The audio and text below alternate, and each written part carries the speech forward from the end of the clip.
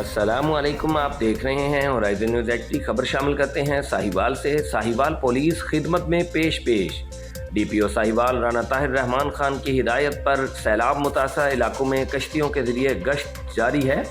SHO थाना Harappa inspector Asaf server ने अपनी टीम के हमरा दौरान गश्त मुतासरा खानदानों में खाना तकसीम किया। मजीद बना थाना नूर शाह, थाना बहादुर शाह, थाना हड़प्पा, थाना सदर चिचावतनी और थाना कसोवाल के एसएचओ खुद फील्ड में मौजूद हैं ताकि शहरियों के जानो माल के तहफ़्फ़ुज़ को यकीनी बनाया जा सके।